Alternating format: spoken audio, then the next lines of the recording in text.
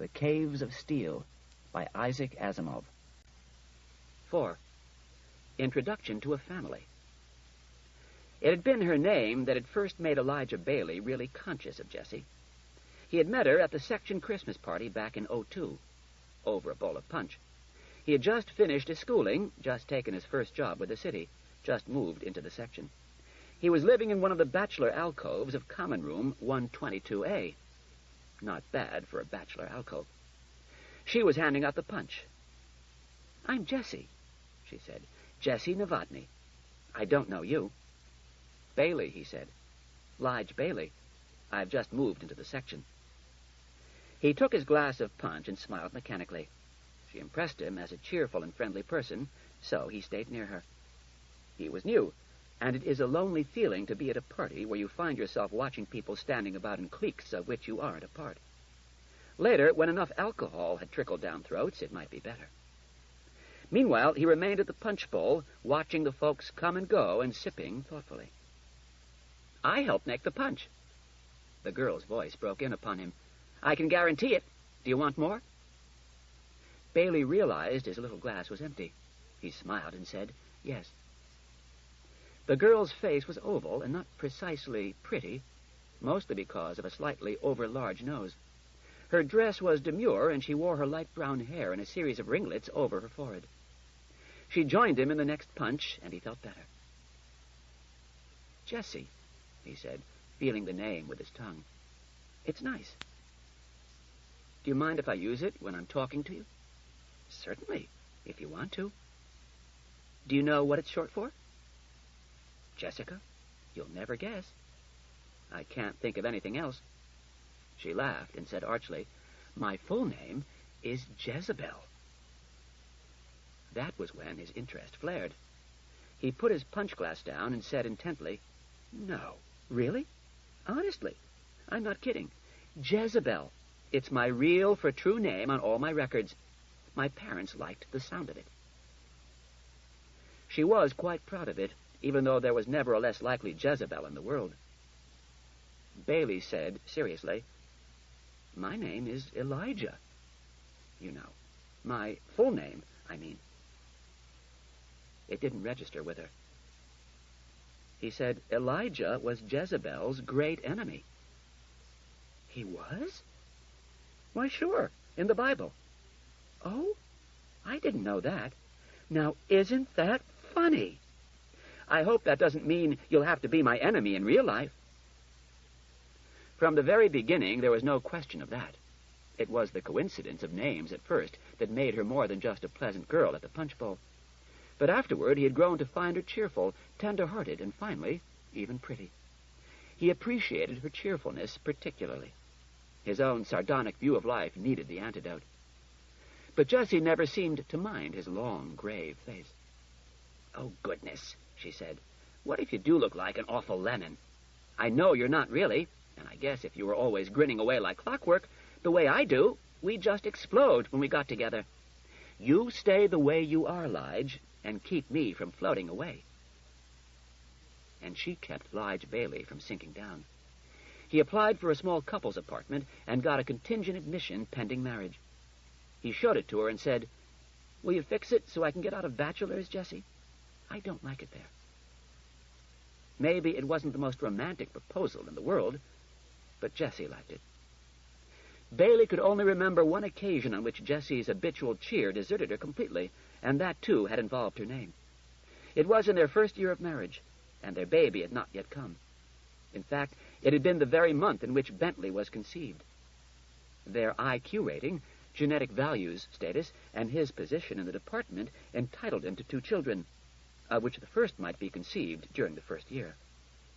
Maybe, as Baley thought back upon it, Bentley's beginnings might explain part of her unusual skittishness. Jessie had been drooping a bit because of Baley's consistent overtime. She said, "It's embarrassing to eat alone at the kitchen every night." Baley was tired and out of sorts. He said, "Why should it be? You can meet some nice single fellows there." And of course, she promptly fired up. "Do you think I can't make an impression on them, Lige Baley?" Maybe it was just because he was tired, Maybe because Julius Enderby, a classmate of his, had moved up another notch on the C-scale rating, while he himself had not. Maybe it was simply because he was a little tired of having her try to act up to the name she bore when she was nothing of the sort, and never could be anything of the sort. In any case, he said bitingly, "I suppose you can, but I don't think you'll try. I wish you'd forget your name and be yourself." "I'll be just what I please." "Trying to be Jezebel won't get you anywhere. If you must know the truth, the name doesn't mean what you think anyway. The Jezebel of the Bible was a faithful wife and a good one according to her lights. She had no lovers that we know of, cut no hijinks, and took no moral liberties at all." Jessie stared angrily at him. "That isn't so. I've heard the phrase, a painted Jezebel. I know what that means." "Maybe you think you do, but listen. After Jezebel's husband, King Ahab, died, her son Jehoram became king. One of the captains of his army, Jehu, rebelled against him and assassinated him. Jehu then rode to Jezreel, where the old queen-mother Jezebel was residing. Jezebel heard of his coming and knew that he could only mean to kill her. In her pride and courage, she painted her face and dressed herself in her best clothes, so that she could meet him as a haughty and defiant queen. He had her thrown from the window of the palace and killed. But she made a good end, according to my notions, and that's what people refer to when they speak of a painted Jezebel, whether they know it or not." The next evening, Jessie said in a small voice, "I've been reading the Bible, Lige." "What?" For a moment, Baley was honestly bewildered. "The parts about Jezebel." "Oh, Jessie, I'm sorry if I hurt your feelings. I was being childish." "No, no." She pushed his hand from her waist and sat on the couch, cool and upright, with a definite space between them. "It's good to know the truth. I don't want to be fooled by not knowing. So I read about her. She was a wicked woman, Lige." "Well, her enemies wrote those chapters. We don't know her side." "She killed all the prophets of the Lord she could lay her hands on." "So they say she did." Baley felt about in his pocket for a stick of chewing gum. In later years, he abandoned that habit because Jessie said that with his long face and sad brown eyes, it made him look like an old crow stuck with an unpleasant wad of grass it couldn't swallow and wouldn't spit out. He said, "If you want her side, I could think of some arguments for you. She valued the religion of her ancestors, who had been in the land long before the Hebrews came. The Hebrews have their own God, and what's more, it was an exclusive God. They weren't content to worship him themselves. They wanted everyone in reach to worship him as well. Jezebel was a conservative, sticking to the old beliefs against the new ones. After all, if the new beliefs had a higher moral content, the old ones were more emotionally satisfying. The fact that she killed priests just marks her as a child of her times. It was the usual method of proselytization in those days. If you read 1 Kings, you must remember that Elijah, my namesake this time, had a contest with 850 prophets of Baal to see which could bring down fire from heaven. Elijah won and promptly ordered the crowd of onlookers to kill the 850 Baalites, and they did. Jessie bit her lip. What about Naboth's vineyard, Lige? Here was this Naboth not bothering anybody, except that he refused to sell the king his vineyard. So Jezebel arranged to have people perjure themselves and say that Naboth had committed blasphemy or something. He was supposed to have blasphemed God and the king, said Baley. Yes, so they confiscated his property after they executed him. That was wrong. Of course, in modern times, Naboth would have been handled quite easily. If the city wanted his property, or even if one of the medieval nations had wanted his property, the courts would have ordered him off, had him removed by force if necessary, and paid him whatever they considered a fair price. King Ahab didn't have that way out. Still, Jezebel's solution was wrong. The only excuse for her is that Ahab was sick and unhappy over the situation, and she felt that her love for her husband came ahead of Naboth's welfare. I keep telling you, she was the model of a faithful wife. Jessie flung herself away from him, red-faced and angry. I think you're mean and spiteful. He looked at her with complete dismay. What have I done? What's the matter with you? She left the apartment without answering and spent the evening and half the night at the subetheric video levels, traveling petulantly from showing to showing and using up a 2-month supply of her quota allowance, and her husband's to boot. When she came back to a still wakeful Lige Baley, she had nothing further to say to him. It occurred to Baley later, much later, that he had utterly smashed an important part of Jessie's life. Her name had signified something intriguingly wicked to her. It was a delightful make-weight for her prim, over-respectable past. It gave her an aroma of licentiousness, and she adored that. But it was gone. She never mentioned her full name again, not to Lige, not to her friends, and maybe, for all Baley knew, not even to herself. She was Jessie, and took signing her name so. As the days passed, she began speaking to him again, and after a week or so their relationship was on the old footing, and, with all subsequent quarrels, nothing ever reached that one bad spot of intensity. Only once was there even an indirect reference to the matter. It was in her 8th month of pregnancy. She had left her own position as dietitian's assistant in section kitchen A23, and with unaccustomed time on her hands was amusing herself in speculation and preparation for the baby's birth. She said one evening, "What about Bentley?" "Pardon me, dear?" said Baley, looking up from a sheaf of work he had brought home with him. With an additional mouth soon to feed, and Jessie's pay stopped and his own promotions to the non-clerical levels as far off, seemingly, as ever, extra work was necessary. "I mean, if the baby's a boy, what about Bentley as a name?" Baley pulled down the corners of his mouth. "Bentley Baley? Don't you think the names are too similar?" "I don't know. It has a swing, I think. Besides, the child can always pick out a middle name to suit himself when he gets older." "Well, it's all right with me." "Are you sure? I mean, maybe you wanted him to be named Elijah? And be called Junior? I don't think that's a good idea. He can name his son Elijah if he wants to." Then Jessie said, "There's just one thing," and stopped. After an interval, he looked up. "What one thing?"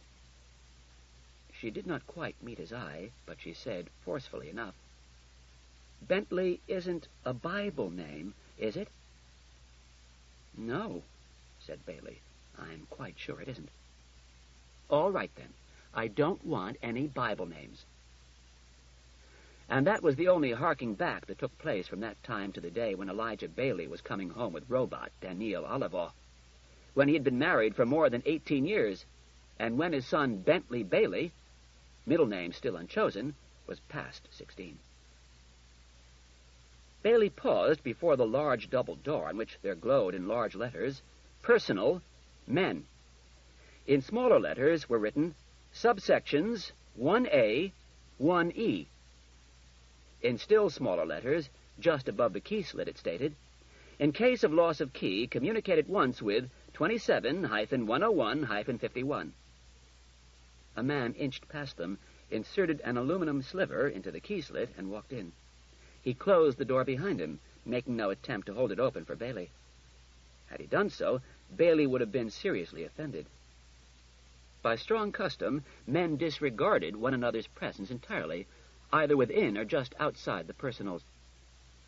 Baley remembered one of the more interesting marital confidences to have been Jessie's telling him that the situation was quite different at women's personals. She was always saying, "I met Josephine Greeley at personal, and she said..."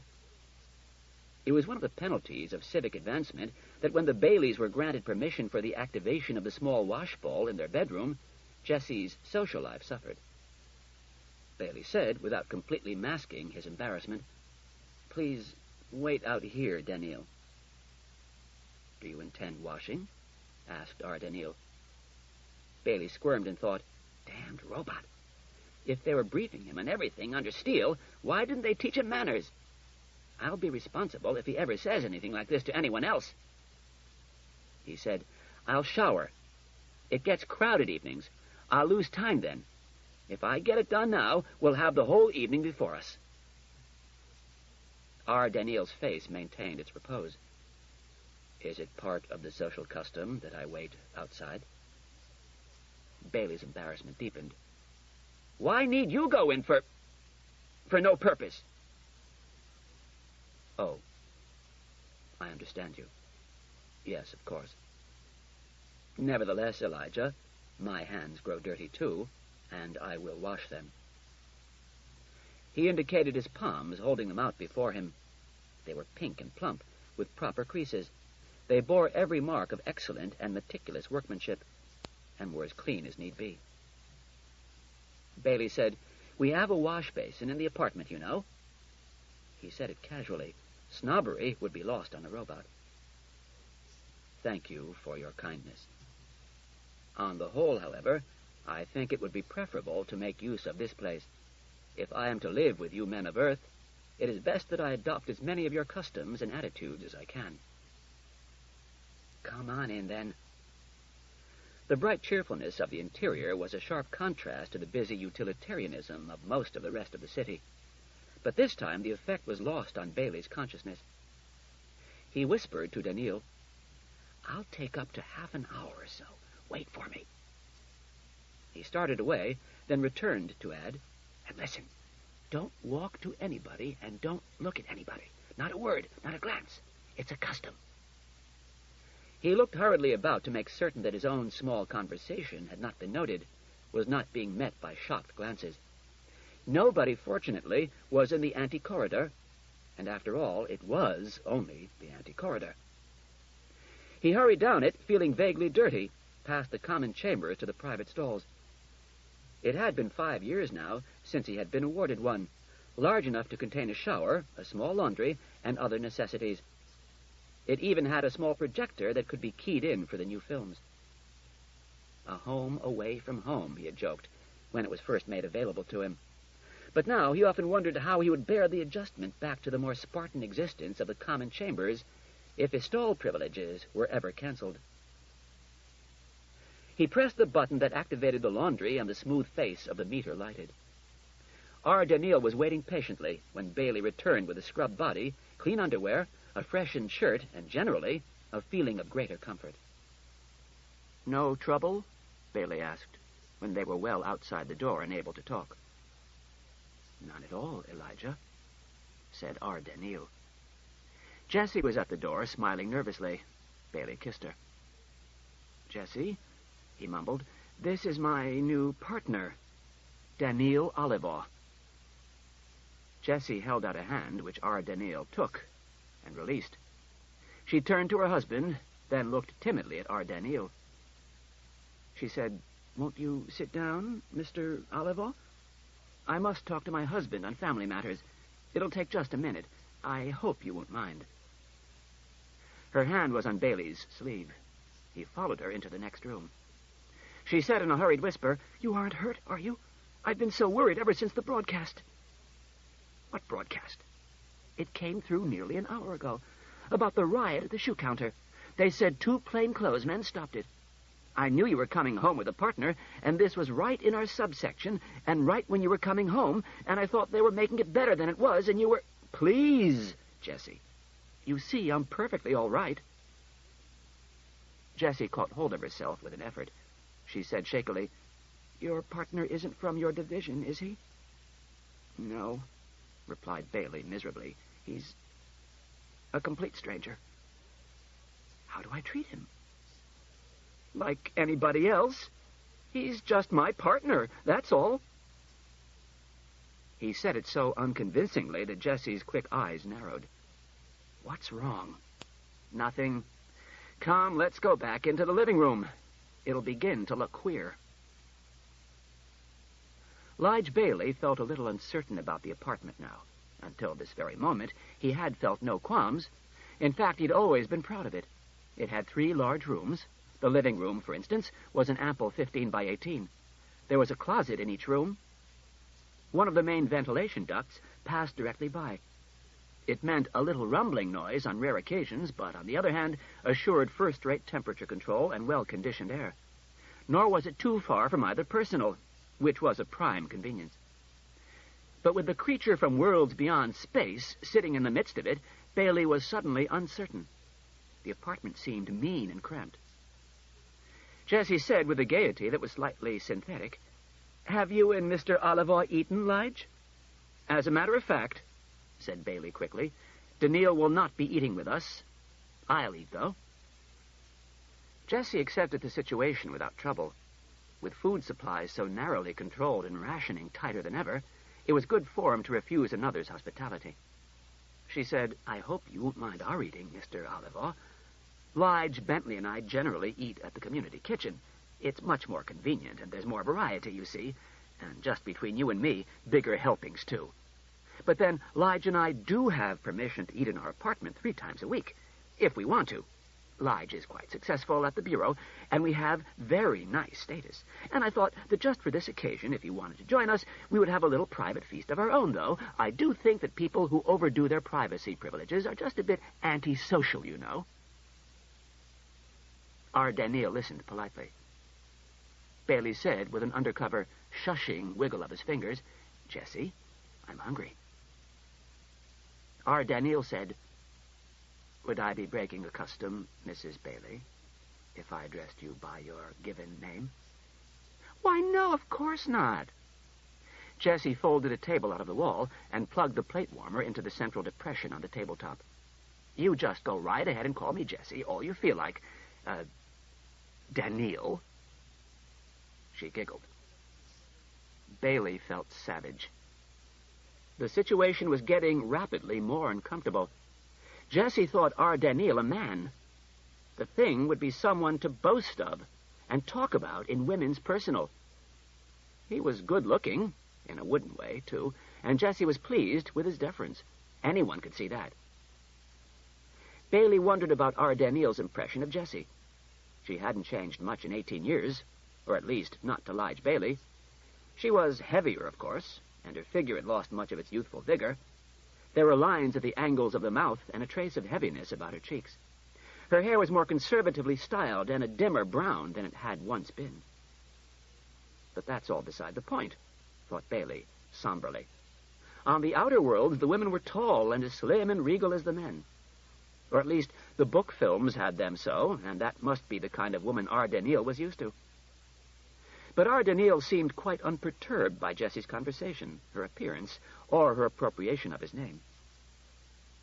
He said, "Are you sure that is proper? The name Jessie seems to be a diminutive. Perhaps its use is restricted to members of your immediate circle, and I would be more proper if I used your full given name." Jessie, who was breaking open the insulating wrapper surrounding the dinner ration, bent her head over the task in sudden concentration. "Just Jessie," she said tightly. "Everyone calls me that. There's nothing else." "Very well, Jessie." The door opened and a youngster entered cautiously. His eyes found our Daniil almost at once. "Dad?" said the boy uncertainly. "My son, Bentley," said Baley, in a low voice. "This is Mr. Oliver, Ben." "He's your partner, huh, Dad? How do you do, Mr. Oliver?" Ben's eyes grew large and luminous. "Say, Dad, what happened down in the shoe place? The newscast said—" "Don't ask any questions now, Ben," interposed Baley sharply. Bentley's face fell, and he looked toward his mother, who motioned him to a seat. "Did you do what I told you, Bentley?" she asked when he sat down. Her hands moved caressingly over his hair. It was as dark as his father's, and he was going to have his father's height. But all the rest of him was hers. He had Jessie's oval face, her hazel eyes, her light-hearted way of looking at life. "Sure, Mom," said Bentley, hitching himself forward a bit to look into the double dish from which savory vapors were already rising. "What we got to eat?" "Not Zymoville again, Mom. Huh, Mom?" "There's nothing wrong with Zymoville," said Jessie, her lips pressing together. "Now you just eat what's put before you, and let's not have any comments." It was quite obvious they were having Zymoville. Baley took his own seat. He himself would have preferred something other than Zymoville, with its sharp flavor and definite aftertaste. But Jessie had explained her problem before this. "Well, I just can't, Lige," she had said. "I live right here on these levels all day, and I can't make enemies, or life wouldn't be bearable. They know I used to be assistant dietitian, and if I just walked off with steak or chicken every other week when there's hardly anyone else on the floor that has private eating privileges, even on Sunday, they'd say it was pull or friends in the prep room. It would be talk, talk, talk, and I wouldn't be able to put my nose out the door or visit personal in peace. As it is, Zymoville and Proto-Veg are very good. They're well-balanced nourishment with no waste. And as a matter of fact, they're full of vitamins and minerals, and everything anyone needs. And we can have all the chicken we want when we eat in community on the Chicken Tuesdays. Baley gave in easily. It was as Jessie said. The first problem of living is to minimize friction with the crowds that surround you on all sides. Bentley was a little harder to convince. On this occasion, he said, "Gee, Mom, why can't I use Dad's ticket and eat in community myself? I'd just as soon." Jessie shook her head in annoyance and said, "I'm surprised at you, Bentley. What would people say if they saw you eating by yourself as though your own family weren't good enough for you or had thrown you out of the apartment?" "Well, gosh, it's none of people's business." Baley said with a nervous edge in his voice, "Do as your mother tells you, Bentley." Bentley shrugged unhappily. Daniel said suddenly from the other side of the room, "Have I the family's permission to view these book films during your meal?" "Oh, sure," said Bentley, slipping away from the table, a look of instant interest upon his face. "They're mine. I got them from the library on special school permit. I'll get you my viewer. It's a pretty good one. Dad gave it to me for my last birthday." He brought it to Daniel and said, "Are you interested in robots, Mr. Oliver?" Baley dropped his spoon and bent to pick it up. Daniel said, "Yes, Bentley. I am quite interested." "Then you'll like these. They're all about robots. I've got to write an essay on them for school, so I'm doing research. It's quite a complicated subject," he said importantly. "I'm against them myself." "Sit down, Bentley," said Baley desperately, "and don't bother Mr. Oliver." "He's not bothering me, Elijah. I'd like to talk to you about the problem, Bentley, another time. Your father and I will be very busy tonight." "Thanks, Mr. Oliver." Bentley took a seat, and with a look of distaste in his mother's direction, broke off a portion of the crumbly pink Zymoville with his fork.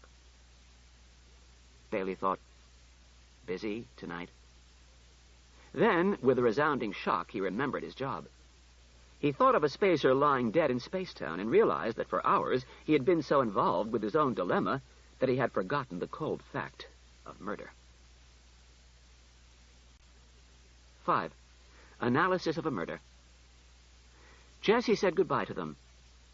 She was wearing a formal hat and a little jacket of keratofiber as she said, "I hope you'll excuse me, Mr. Oliver. I know you have a great deal to discuss with Lige." She pushed her son ahead of her as she opened the door. "When will you be back, Jessie?" asked Baley. She paused. "When do you want me to be back?" "Well, no use staying out all night. Why don't you come back your usual time? Midnight or so." He looked doubtfully at Daniel. Daniel nodded. "I regret having to drive you from your home." "Don't worry about that, Mr. Oliver. You're not driving me out at all. This is my usual evening out with the girls anyway. Come on, Ben." The youngster was rebellious. "Oh, why the dickens do I have to go anyway? I'm not going to bother them. Nuts. Now do as I say." "Well, why can't I go to the etherics along with you?" "Because I'm going with some friends and you've got other things." The door closed behind them. And now the moment had come. Baley had put it off in his mind. He had thought, first, let's meet the robot and see what he's like. Then it was, let's get him home, and then, let's eat. But now it was all over, and there was no room for further delay. It was down at last to the question of murder, of interstellar complications, of possible raises in ratings, of possible disgrace. And he had no way of even beginning except to turn to the robot for help. His fingernails moved aimlessly on the table, which had not been returned to its wall recess. Daniel said, "How secure are we against being overheard?" Baley looked up surprised. No one would listen to what's proceeding in another man's apartment. It is not your custom to eavesdrop? It just isn't done, Daniil. You might as well suppose they'd... I don't know, that they'd look in your plate while you're eating. Or that they would commit murder. What? It is against your customs to kill, is it not, Elijah? Baley felt anger rising. See here, if we're going to be partners, don't try to imitate spacer arrogance. There's no room for it in you, R. Daniil. He could not resist emphasizing the R. I am sorry if I have hurt your feelings, Elijah. My intention was only to indicate that, since human beings are occasionally capable of murder in defiance of custom, they may be able to violate custom for the smaller impropriety of eavesdropping. The apartment is adequately insulated, said Baley, still frowning. You haven't heard anything from the apartments on any side of us, have you? Well, they won't hear us either. Besides, why should anyone think anything of importance is going on here? Let us not underestimate the enemy. Baley shrugged. Let's get started. My information is sketchy, so I can spread out my hand without much trouble. I know that a man named Raj Nemena Sartan, a citizen of the planet Aurora and a resident of Spacetown, has been murdered by person or persons unknown. I understand that it is the opinion of the Spacers that this is not an isolated event. Am I right? You are quite right, Elijah. They tie it up with recent attempts to sabotage the Spacers-sponsored project of converting us to an integrated human-robot society on the model of the Outer Worlds, and assume the murder was the product of a well-organized terrorist group. Yes. All right. Then to begin with, is this Spacer assumption necessarily true? Why can't the murder have been the work of an isolated fanatic? There is strong anti-robot sentiment on Earth, but there are no organized parties advocating violence of this sort. Not openly, perhaps. No. Even a secret organization dedicated to the destruction of robots and robot factories would have the common sense to realize that the worst thing they could do would be to murder a Spacer. It seems much more likely to have been the work of an unbalanced mind. R. Daniil listened carefully, then said, I think the weight of probability is against the fanatic theory. The person killed was too well chosen, and the time of the murder too appropriate for anything but deliberate planning on the part of an organized group. Well then, you've got more information than I have. Spill it. Your phraseology is obscure, but I think I understand. I will have to explain some of the background to you. As seen from Spacetown, Elijah, relations with Earth are unsatisfactory. Tough, muttered Baley. I have been told that when Spacetown was first established, it was taken for granted by most of our people that Earth would be willing to adopt the integrated society that has worked so well on the Outer Worlds. Even after the first riots, we thought that it was only a matter of your people getting over the first shock of novelty. That has not proven to be the case. Even with the cooperation of the terrestrial government and of most of the various city governments, resistance has been continuous and progress has been very slow.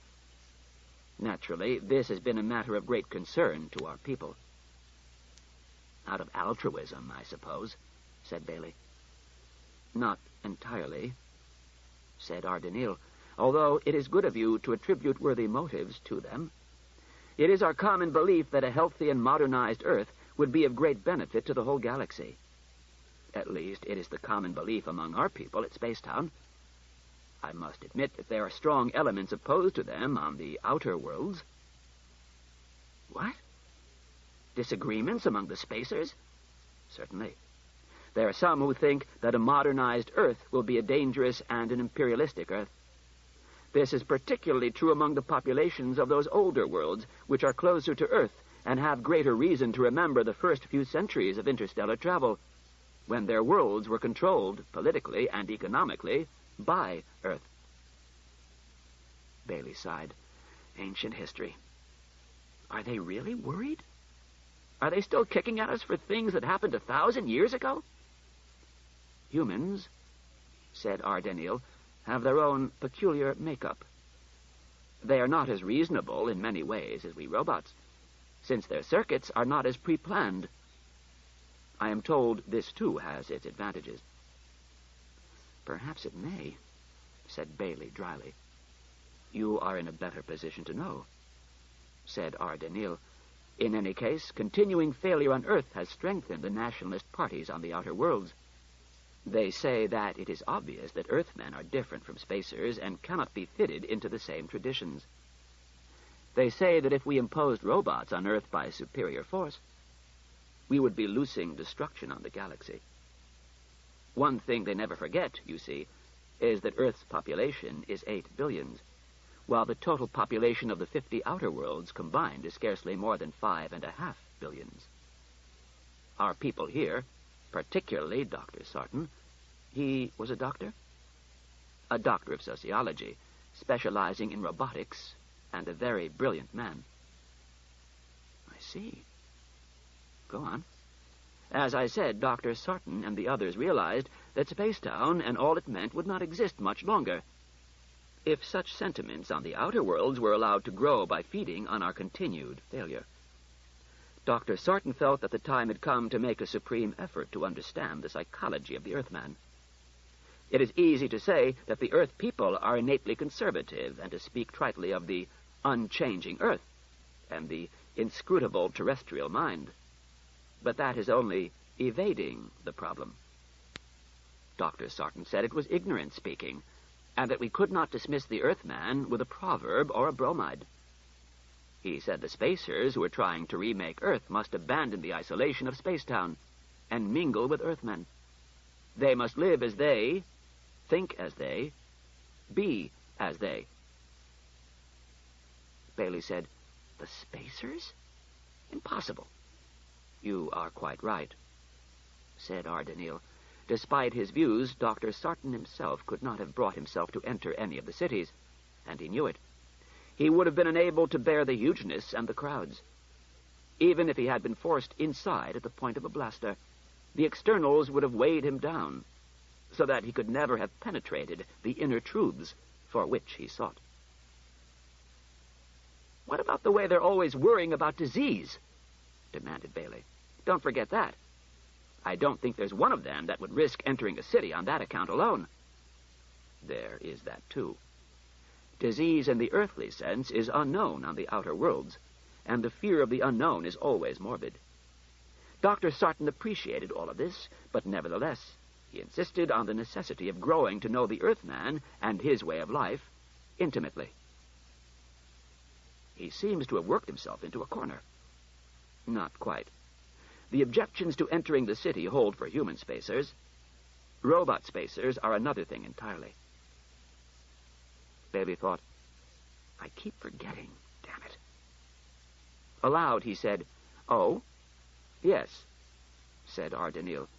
We are more flexible, naturally, at least in this respect. We can be designed for adaptation to an earthly life. By being built into a particularly close similarity to the human externals, we could be accepted by Earthmen and allowed a closer view of their life. And you yourself, began Baley in sudden enlightenment, am just such a robot. For a year, Dr. Sarton had been working upon the design and construction of such robots. I was the first of his robots, and so far the only one. Unfortunately, my education is not yet complete. I have been hurried into my role prematurely as a result of the murder. Then not all spacer robots are like you? I mean, some look more like robots and less like humans, right? Why, naturally. The outward appearance is dependent on a robot's function. My own function requires a very man-like appearance, and I have it. Others are different, although all are humanoid. Certainly, they are more humanoid than the distressingly primitive models I saw at the shoe counter. Are all your robots like that? More or less, said Baley. You don't approve? Of course not. It is difficult to accept a gross parody of the human form as an intellectual equal. Can your factories do no better? I'm sure they can, Daniil. I think we just prefer to know when we're dealing with a robot and when we're not. He stared directly into the robot's eyes as he said that.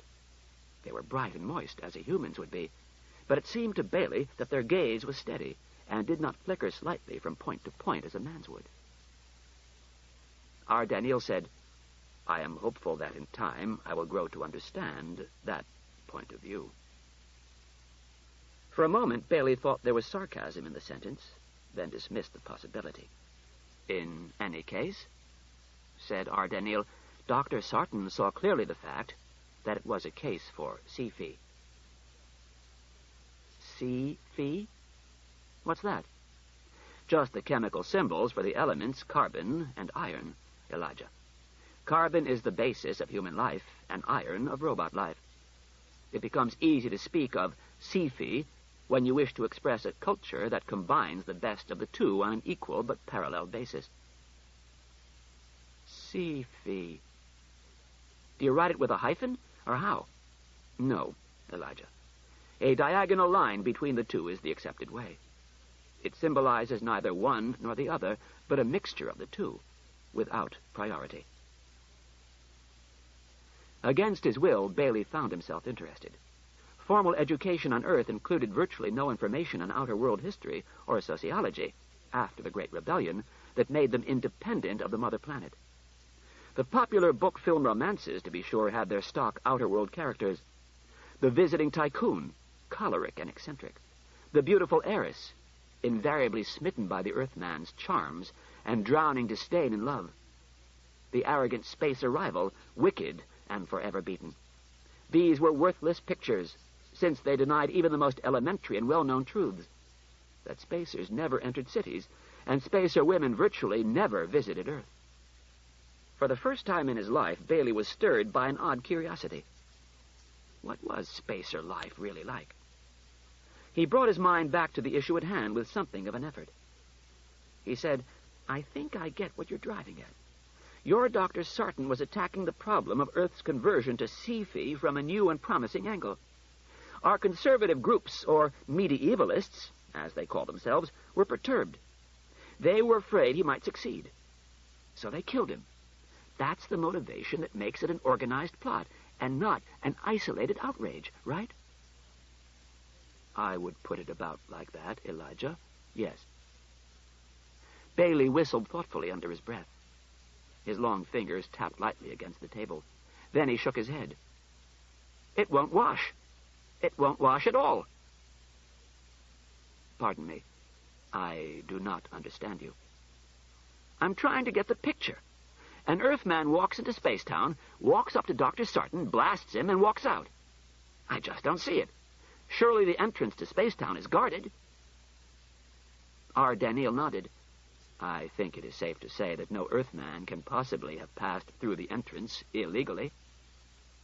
"Then where does that leave you?" "It would leave us in a confusing position, Elijah, if the entrance were the only way of reaching Spacetown from New York City." Baley watched his partner thoughtfully. "I don't get you." "It's the only connection between the two." "Directly between the two, yes." Our Daniil waited a moment, then said, "You do not follow me. Is that not so?" "That is so. I don't get you at all." "Well, if it will not offend you, I will try to explain myself. May I have a piece of paper and a writer?" "Thank you. Look here, partner Elijah. I will draw a big circle and label it New York City.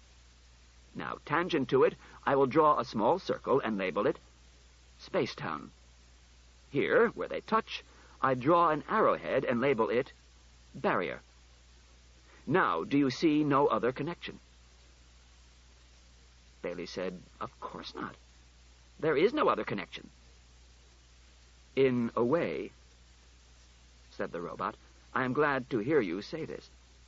It is in accordance with what I have been taught about terrestrial ways of thinking. The barrier is the only direct connection. But both the city and Spacetown are open to the countryside in all directions. It is possible for a terrestrial to leave the city at any of numerous exits and strike out cross-country to Spacetown, where no barrier will stop him. The tip of Baley's tongue touched his upper lip, and for a moment stayed there. Then he said, "Cross-country?" "Yes." "Cross-country? Alone?" "Why not?" "Walking?" "Undoubtedly walking. Walking would offer the least chance of detection. The murder took place early in the working day, and the trip was undoubtedly negotiated in the hours before dawn." "Impossible. There isn't a man in the city who would do it. Leave the city alone?"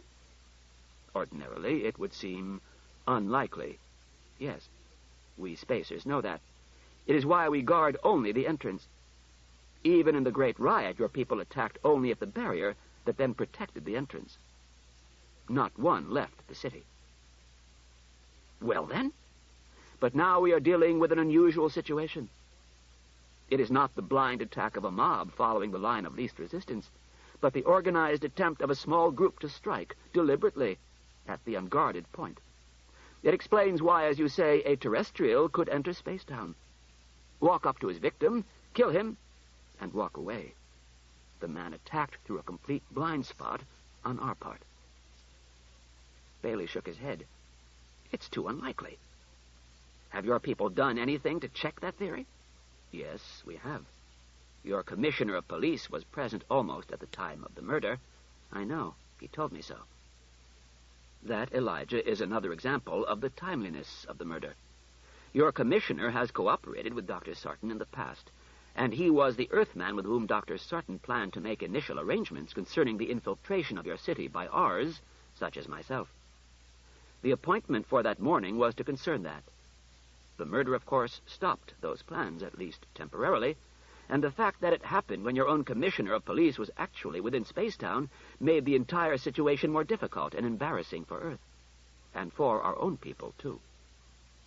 But that is not what I started to say. Your commissioner was present. We said to him, 'The man must have come cross-country.' Like you, he said, 'Impossible,' or perhaps unthinkable. He was quite disturbed, of course, and perhaps that may have made it difficult for him to see the essential point. Nevertheless, we forced him to begin checking that possibility almost at once." Baley thought of the commissioner's broken glasses, and even in the middle of somber thoughts, a corner of his mouth twitched. Poor Julius. Yes, he would be disturbed. Of course, there would be no way for Enderby to have explained the situation to the lofty spacers, who looked upon physical disability as a peculiarly disgusting attribute to the non-genetically selected Earthmen. At least he couldn't without losing face. And face was valuable to Police Commissioner Julius Enderby. Well, Earthmen had to stick together in some respects. The robot would never find out about Enderby's nearsightedness from Baley. R. Daniel continued. One by one, the various exit points from the city were investigated. "Do you know how many there are, Elijah?" Baley shook his head, then hazarded, 20? 502. What? Originally, there were many more. 502 are all that remain functional.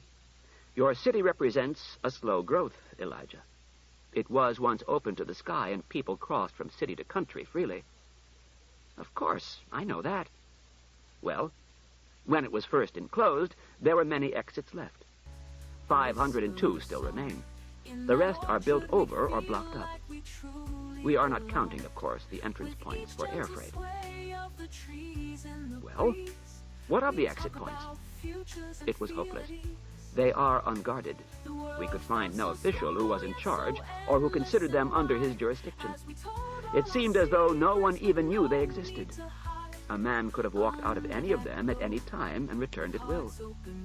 He would never have been detected. Anything else? The weapon was gone, I suppose. Oh, yes. Any clues of any sort? None. We have investigated the grounds surrounding Spacetown thoroughly. The robots on the truck farms were quite useless as possible witnesses. They are little more than automatic farm machinery, scarcely humanoid, and there were no humans. Uh-huh. What next? Having failed so far at one end, Spacetown, we will work at the other, New York City. It will be our duty to track down all possible subversive groups, to sift all dissident organizations. How much time do you intend to spend? Interrupted Baley. As little as possible, as much as necessary.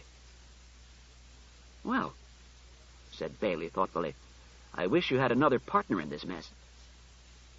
I do not, said R. Daniel. The commissioner spoke very highly of your loyalty and ability. It was nice of him, said Baley sardonically.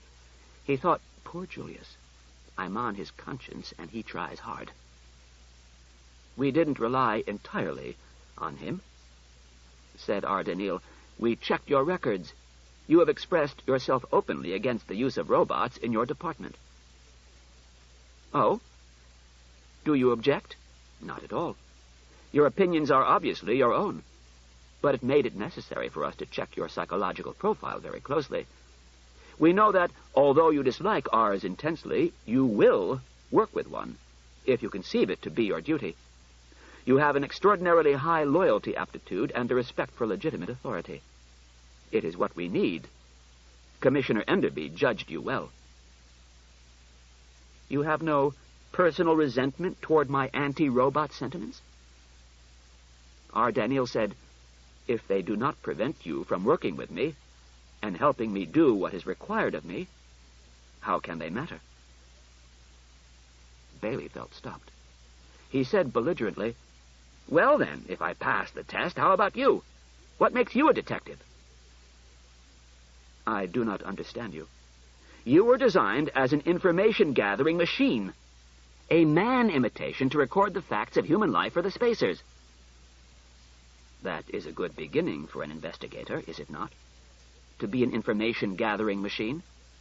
A beginning, maybe, but it's not all there is by a long shot.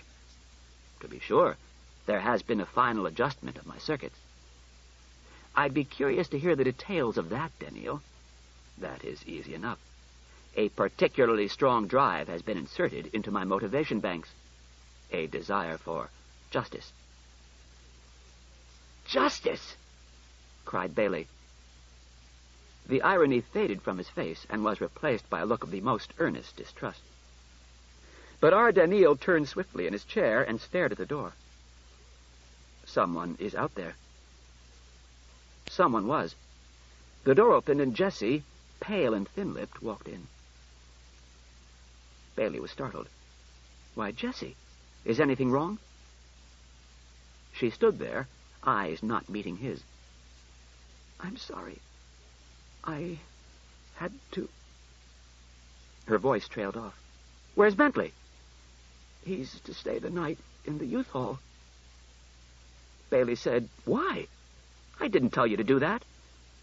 You said your partner would stay the night. I felt he would need Bentley's room. R. Daniel said, there was no necessity.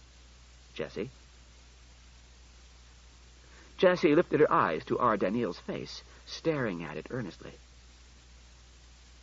Baley looked at his fingertips, sick at what might follow, somehow unable to interpose.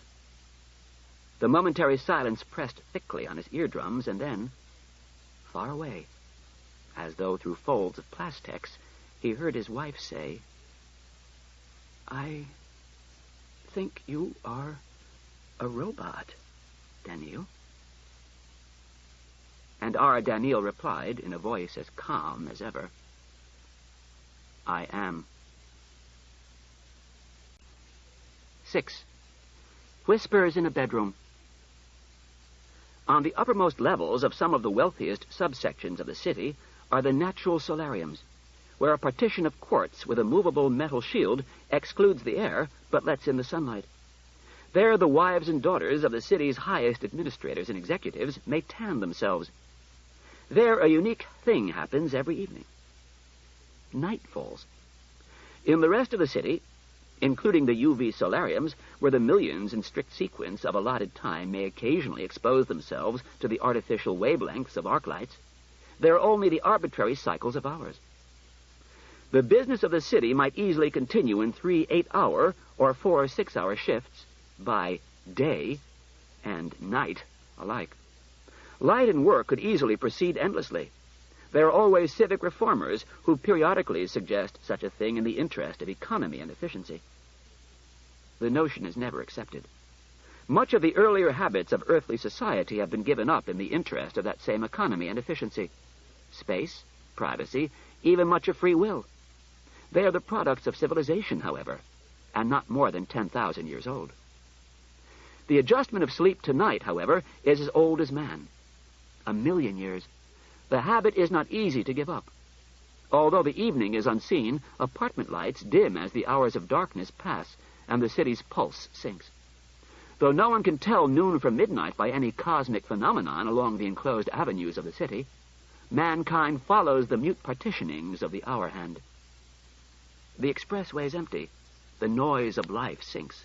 The moving mob among the colossal alleys melts away. New York City lies in Earth's unnoticed shadow, and its population sleeps. Elijah Baley did not sleep. He lay in bed, and there was no light in his apartment, but that was as far as it went. Jessie lay next to him, motionless in the darkness. He had not felt nor heard her move. On the other side of the wall sat, stood, lay, Baley wondered which, R. Daniel Oliver. Baley whispered, "Jessie?" Then again, "Jessie?" The dark figure beside him stirred slightly under the sheet. "What do you want?" "Jessie, don't make it worse for me. You might have told me." "How could I? I was planning to, when I could think of a way. Jehoshaphat, Jessie! Shh!" Baley's voice returned to its whisper. "How did you find out? Won't you tell me?" Jessie turned toward him. He could sense her eyes looking through the darkness at him. "Lige." Her voice was scarcely more than a stirring of air. "Can he hear us? That thing?" "Not if we whisper." "How do you know? Maybe he has special ears to pick up tiny sounds. Spacer robots can do all sorts of things." Baley knew that. The pro-robot propaganda was forever stressing the miraculous feats of the spacer robots, their endurance, their extra senses, their service to humanity in 100 novel ways. Personally, he thought that approach defeated itself. Earthmen hated the robots all the more for their superiority. He whispered, "Not Daniel. They made him human type on purpose. They wanted him to be accepted as a human being. So he must have only human senses. How do you know? If he had extra senses, there would be too much danger of his giving himself away as non-human by accident. He would do too much, know too much." "Well, maybe." Silence fell again. A minute passed, and Baley tried a second time. "Jessie, if you'll just let things be until... Look, dear, it's unfair of you to be angry." "Angry? Oh, Lige, you fool. I'm not angry. I'm scared. I'm scared clean to death." She made a gulping sound and clutched at the neck of his pajamas. For a while they clung together, and Baley's growing sense of injury evaporated into a troubled concern. "Why, Jessie? There's nothing to be worried about. He's harmless. I swear he is." "Can't you get rid of him, Lige?" "You know I can't. It's department business. How can I?" "What kind of business? Lige, tell me." "Now, Jessie, I'm surprised at you." He groped for her cheek in the darkness and patted it. It was wet. Using his pajama sleeve, he carefully wiped her eyes. "Now look," he said tenderly, "you're being a baby." "Tell them at the department to have someone else do it, whatever it is. Please, Lige." Baley's voice hardened a bit. "Jessie, you've been a policeman's wife long enough to know an assignment is an assignment." "Well, why did it have to be you?" "Julius Enderby." She stiffened in his arms. "I might have known. Why can't you tell Julius Enderby to have someone else do the dirty work just once? You stand for too much, Lige, and this is just... All right, he said soothingly. She subsided, quivering. Baley thought, she'll never understand. Julius Enderby had been a fighting word with them since their engagement. Enderby had been 2 classes ahead of Baley at the City School of Administrative Studies. They had been friends. When Baley had taken his battery of aptitude tests and neuroanalysis and found himself in line for the police force, he found Enderby there ahead of him. Enderby had already moved into the plainclothes division. Baley followed Enderby, but at a continually greater distance. It was no one's fault, precisely. Baley was capable enough, efficient enough, but he lacked something that Enderby had. Enderby fit the administrative machine perfectly. He was one of those persons who was born for a hierarchy, who was just naturally comfortable in a bureaucracy. The commissioner wasn't a great brain, and Baley knew it. He had his childish peculiarities, his intermittent rash of ostentatious medievalism, for instance. But he was smooth with others. He offended no one. He took orders gracefully. He gave them with the proper mixture of gentleness and firmness. He even got along with the spacers. He was, perhaps, over-obsequious to them. Baley himself could never have dealt with them for half a day without getting into a state of bristle. He was sure of that, even though he had never really spoken to a spacer. But they trusted him, and that made him extremely useful to the city. So in a civil service where smooth and sociable performance was more useful than an individualistic competence, Enderby went up the scale quickly, and was at the commissioner level when Baley himself was nothing more than a C5. Baley did not resent the contrast, though he was human enough to regret it. Enderby did not forget their earlier friendship, and in his queer way tried to make up for his success by doing what he could for Baley. The assignment of partnership with R. Daniil was an example of it. It was tough and unpleasant, but there was no question that it carried within it the germs of tremendous advance. The commissioner might have given the chance to someone else. His own talk that morning of needing a favor masked, but did not hide that fact. Jessie never saw things that way. On similar occasions in the past, she had said, "It's your silly loyalty index. I'm so tired of hearing everyone praise you for being so full of a sense of duty. Think of yourself once in a while. I notice the ones on top don't bring up the topic of their own loyalty index." Baley lay in bed in a state of stiff wakefulness, letting Jessie calm down. He had to think. He had to be certain of his suspicions. Little things chased one another and fitted together in his mind. Slowly, they were building into a pattern. He felt the mattress give as Jessie stirred. "Lige?" Her lips were at his ears. "What?" "Why don't you resign?" "Don't be crazy." "Why not?" She was suddenly almost eager. "You can get rid of that horrible robot that way. Just walk in and tell Enderby you're through." Baley said coldly, "I can't resign in the middle of an important case. I can't throw the whole thing down the disposal tube just any time I feel like it.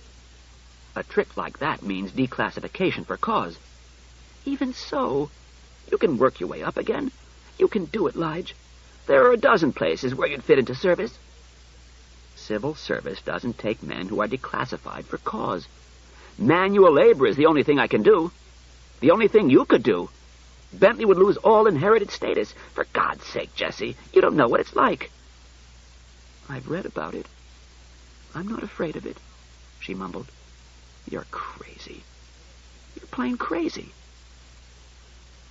Baley could feel himself trembling. There was a familiar flashing picture of his father in his mind's eye. His father moldering away toward death. Jessie sighed heavily. Baley's mind turned savagely away from her. In desperation, it returned to the pattern it was constructing. He said tightly, "Jessie, you've got to tell me. How did you find out Daniil was a robot? What made you decide that?" She began, "Well," and just ran down. It was the third time she had begun to explain and failed. He crushed her hand in his, willing her to speak. "Please, Jessie, what's frightening you?" She said, "I just guessed he was a robot, Lige." He said there wasn't anything to make you guess that, Jessie. You didn't think he was a robot before you left. Now, did you? No, but I got to thinking. Come on, Jessie. What was it? Well, look, Lige, the girls were talking in the personal. You know how they are, just talking about everything. Women, thought Baley. Anyway, said Jessie, the rumor is all over town. It must be. All over town? Baley felt a quick and savage touch of triumph, or nearly that. Another piece in place. It was the way they sounded. They said there was talk about a spacer robot loose in the city. He was supposed to look just like a man and to be working with the police. They even asked me about it. They laughed and said, "Does your Lige know anything about it, Jessie?" And I laughed and said, "Don't be silly." Then we went to the etherics, and I got to thinking about your new partner. Do you remember those pictures you brought home? The ones Julius Enderby took in Spacetown to show me what spacers looked like? Well, I got to thinking that's what your partner looked like. It just came to me that that's what he looked like, and I said to myself, oh, my God, someone must have recognized him in the shoe department, and he's with Lige, and I just said I had a headache, and I ran. Baley said, "Now, Jessie, stop. Get hold of yourself. Now, why are you afraid? You're not afraid of Daniel himself. You faced up to him when you came home. You faced up to him fine, so..." He stopped speaking. He sat up in bed, eyes uselessly wide in the darkness. He felt his wife move against his side. His hand leaped, found her lips, and pressed against them. She heaved against his grip, her hands grasping his wrist and wrenching, but he leaned down against her the more heavily. Then suddenly he released her. She whimpered. He said huskily, "Sorry, Jessie. I was listening." He was getting out of bed, pulling warm plastofilm over the soles of his feet. "Lige, where are you going? Don't leave me." "It's all right. I'm just going to the door." The plastofilm made a soft, shuffling noise as he circled the bed. He cracked the door to the living room and waited a long moment. Nothing happened. It was so quiet. He could hear the thin whistle of Jessie's breath from their bed. He could hear the dull rhythm of blood in his ears. Baley's hand crept through the opening of the door, snaking out to the spot he needed no light to find. His fingers closed upon the knob that controlled the ceiling illumination. He exerted the smallest pressure he could, and the ceiling gleamed dimly. So dimly that the lower half of the living room remained in semi-dusk. He saw enough, however. The main door was closed, and the living room lay lifeless and quiet. He turned the knob back into the off position and moved back to bed. It was all he needed. The pieces fit. The pattern was complete. Jessie pleaded with him, "Lige, what's wrong?" "Nothing's wrong, Jessie. Everything's all right. He's not here." "The robot? Do you mean he's gone? For good?" No. He'll be back. And before he does, answer my question." "What question?" "What are you afraid of?" Jessie said nothing. Baley grew more insistent. "You said you were scared to death." "Of him?" "No. We went through that. You weren't afraid of him, and besides, you know quite well a robot cannot hurt a human being." Her words came slowly. "I thought if everyone knew he was a robot, there might be a riot. We'd be killed." "Why kill us?" "You know what riots are like." "They don't even know where the robot is, do they?" "They might find out." "And that's what you're afraid of? A riot?" "Well..." "Shh." He pressed Jessie down to the pillow. Then he put his lips to her ear. "He's come back. Now listen and don't say a word. Everything's fine. He'll be gone in the morning, and he won't be back. There'll be no riot. Nothing." He was almost contented as he said that, almost completely contented. He felt he could sleep. He thought again. No riot. Nothing. And no declassification. And just before he actually fell asleep, he thought, not even a murder investigation. Not even that. The whole thing's solved. He slept.